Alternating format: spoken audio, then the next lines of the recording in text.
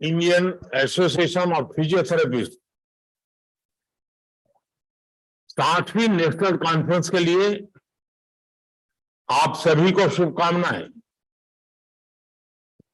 मुझे खुशी है कि मेडिकल फील्ड के इतने महत्वपूर्ण प्रोफेशनल्स अहमदाबाद में एक साथ जुट रहे हैं। कोई चोट हो, दर्द हो, चाहे युवा हो या बुजुर्ग हो, खिलाड़ी हो या फिटनेस के मुरीद हो, फिजियोथेरेपिस्ट हर परिस्थिति, हर उम्र के लोगों के सहयोगी बनकर उनकी तकलीफ दूर करते हैं। अब मुश्किल के समय में सिंबल ऑफ होप बनते हैं। आप सिंबल ऑफ रेजिलियंस बनते हैं। आप सिंबल ऑफ रिकवरी होते हैं। क्योंकि जब कोई व्यक्ति अचानक इंजरी या एक्सीडेंट का शिकार हो जाता है तो उसके लिए ये केवल फिजिकल ट्रॉमा नहीं होता, ये एक मेंटल और साइकोलॉजिकल चैलेंज भी होता है। ऐसे समय में फिजियोथेरेपिस्ट केवल उसका इलाज नहीं करता, बल्कि उसे हौसला भी देता है। साथियों, अक्सर मुझे भी आपके प्रोफेशन से, आपके प्रोफेशनलिज्म से बहुत प्रेरणा मिलती है।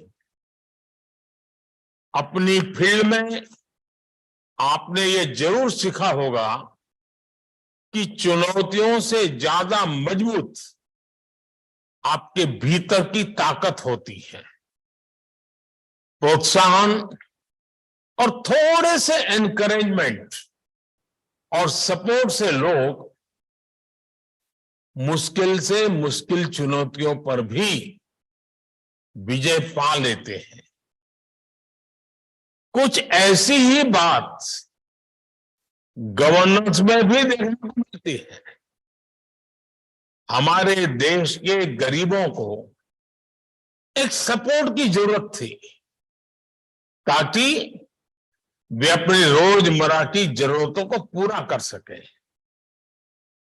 बैंक खाता खुलवाना हो, शौचालय बनवाना हो, लोगों तक नल का जल पहुंचाना हो, हमने ऐसे कितने ही अभियानों से लोगों को सपोर्ट किया। आयुष्मान भारत योजना हो या फिर हमारी सरकार की सोशल सिक्योरिटी स्कीम्स, इनके जरिए देश में एक मजबूत सोशल सिक्योरिटी नेट तैयार हुआ है। इसका रिजल्ट क्या निकला है, ये भी हम देख रहे हैं। आज देश का गरीब, देश का मध्यम वर्ग बड़े सपने देखने और उन्हें पूरा करने का साहस जुटा पा रहा।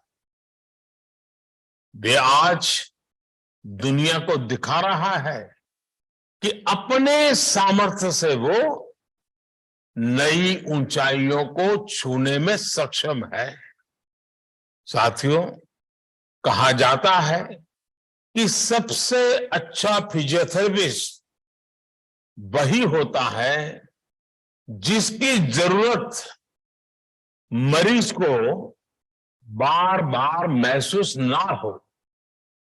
यानी एक तरह से कहें तो आपका प्रोफेशन ही आपको आत्मनिर्भरता का महत्व सिखाता है। हम कह सकते हैं कि लोगों को सेल्फ रेजिलिएंट बनाने की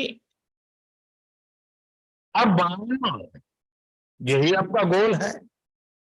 इसलिए आज जब भारत आत्मनिर्भरता की ओर बढ़ रहा है, तो आपके प्रोफेशन के लोग आसानी से यह समझ सकते हैं कि यह हमारे देश के भविष्य के लिए जरूरी क्यों है। और सबसे महत्वपूर्ण बात यह है, एक फिजियोथेरेपिस्ट जानता है कि प्रोग्रेस तभी संभव है जब डॉक्टर और जिन्हें फिजियोथेरेपी की जरूरत है दोनों मिलकर काम करें। इसलिए आप विकास को मास मूवमेंट बनाने के सरकार के प्रयासों के महत्व को बखूबी समझ सकते हैं। स्वच्छ भारत, बेटी बचाओ और दूसरी कई पहल की सफलता में जन भागीदारी की यही भावना नजर आती है। साथियों, फिजियोथेरेपी की जो स्पिरिट है उसमें हर व्यक्ति के लिए और देश के लिए भी कई अहम संदेश छिपे हैं। जैसे कि फिजियोथेरेपी की सबसे पहली शर्त है कंसिस्टेंसी। आमतौर पर लोग जोश में 2-3 दिन 4 दिन तो एक्सरसाइज कर लेते हैं, लेकिन उसके बाद धीरे धीरे उत्साह कम हो जाता है। लेकिन एक फिजियो के रूप में आप जानते हैं कि कंसिस्टेंसी के बिना रिजल्ट नहीं मिलने वाले। आप सुनिश्चित करते हैं कि जरूरी एक्सरसाइज बिना किसी गैप के हो। ऐसे ही कंटिन्यूटी और कन्विक्शन देश के लिए भी जरूरी होते हैं। हमारी नीतियों में निरंतरता हो, उन्हें लागू करने के लिए दृढ़ इच्छा शक्ति हो, तभी तो देश की सारी आवश्यकताएं पूरी होती है और देश उठ करके खड़ा हो जाता है, लंबी दौड़ दौड़ता है। साथियों, देश इस समय आजादी के 75 वर्ष पूरे होने पर अमृत महोत्सव मना रहा है। मुझे खुशी है कि हमारी सरकार ने इस अमृत महोत्सव में देश के सभी फिजियोथेरेपिस्ट को वो उपहार दिया जिसका वो 75 साल से इंतजार कर रहे थे। ये इंतजार था फिजियोथेरेपी को एक प्रोफेशन के तौर पर मान्यता देना।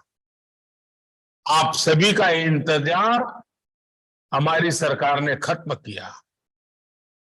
National Commission for Allied and Health Care Professionals Bill लाकर हमें आप सभी का मान सम्मान और बढ़ाने का अवसर मिला। इससे भारत के हेल्थ केयर सिस्टम में आप सभी के अहम योगदान को भी रिकॉग्निशन मिला। इससे आप सभी को भारत के साथ ही विदेश में भी काम करने में आसानी हुई है। सरकार ने Ayushman Bharat digital mission network से भी फिजियोथेरेपिस्ट को जोड़ा है। इससे आपको मरीजों तक पहुंचने में आसानी हुई है। आज खेलो इंडिया मूवमेंट के साथ ही देश में फिट इंडिया मूवमेंट भी आगे बढ़ रहा है। इन सारे सेक्टर्स में हो रही ग्रोथ सीधे सीधे आपसे फिजियोथेरेपी से भी जुड़ी हुई है। जब छोटे शहरों और कस्बों में भी स्पोर्ट्स इंफ्रास्ट्रक्चर के साथ आपकी भूमिका बढ़ रही है। हमने देखा है कि पहले हमारे यहां फैमिली डॉक्टर्स होते थे, वैसे ही जब फैमिली फिजियोथेरेपी भी होने लगे हैं, इससे भी आपके लिए नई संभावनाएं बन रही हैं। साथियों, आप अपने पेशेंट्स के साथ ही सोसाइटी के लिए जो योगदान दे रहे हैं, मैं उनकी सराहना करता हूं, लेकिन मेरा आपसे एक आग्रह भी है। यह आग्रह आपके कॉन्फ्रेंस की थीम से भी जुड़ा है और फिट इंडिया मूवमेंट से भी संबंधित है। क्या आप right posture, right habits, right exercise और इनके इंपॉर्टेंस के बारे में लोगों को एजुकेट करने का टास्क ले सकते हैं? ये जरूरी है कि लोग फिटनेस को लेकर सही अप्रोच अपनाएं। आप इसे आर्टिकल और लेक्चर्स के माध्यम से कर सकते हैं, और मेरे युवा साथी तो रील्स के जरिए भी कर सकते हैं। साथियों, मुझे भी कभी कभी फिजियोथेरेपिस्ट की सेवा लेनी पड़ती है, इसलिए मैं अपने अनुभव के बाद आप सभी से एक और बात कहना चाहता हूं। मेरा अनुभव है कि जब फिजियोथेरेपिस्ट के साथ योग की एक्सपर्टीज जुड़ जाती है तो उसकी शक्ति कई गुना बढ़ जाती है। शरीर की जो कॉमन प्रॉब्लम्स है, जिनमें अक्सर फिजियोथेरेपी की जरूरत पड़ती है, उसका समाधान कई बार योग में भी होता है, आसनों में भी होता है।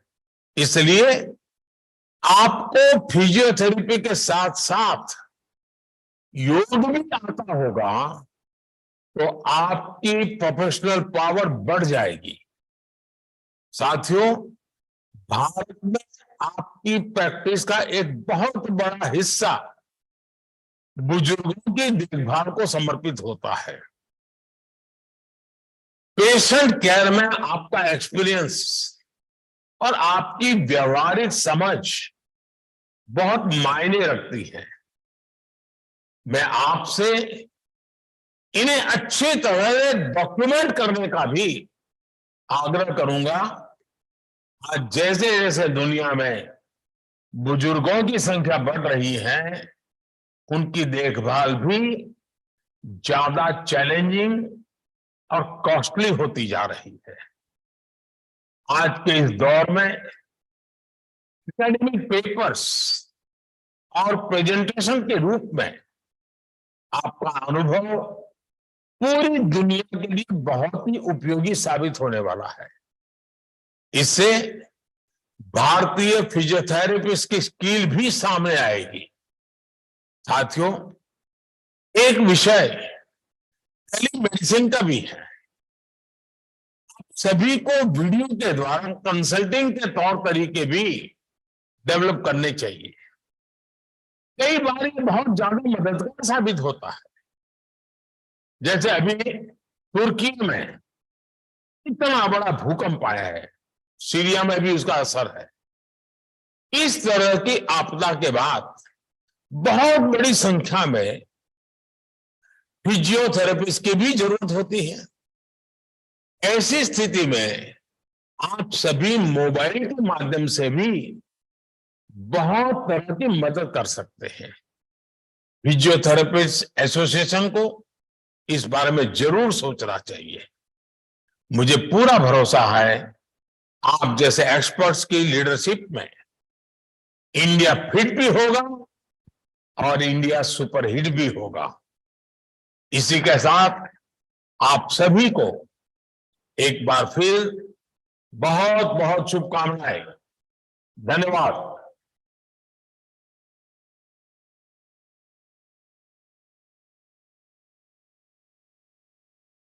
ये हमारे लिए बहुत गर्व की बात है, और at the same time it is very humbling to have the message from our beloved PMG. And I request everyone to please give a standing ovation for the message that we have received. It shows our solidarity, it shows the respect, and also it denotes the kind of hope that we have been held in the eyes with from our dear Mr. PM. Modi ji ने हमारे पर बहुत बड़ा एक hope दिया है, उन्होंने बहुत अच्छा एक मार्गदर्शन हमको देने की कोशिश करिए और हमारी कोशिश रहेगी कि उसको संभव कर पाए। Thank you. I think it is a great day in the annals of the Indian Association of Physiotherapists that we have had the great fortune to have the address from Honorable Prime Minister.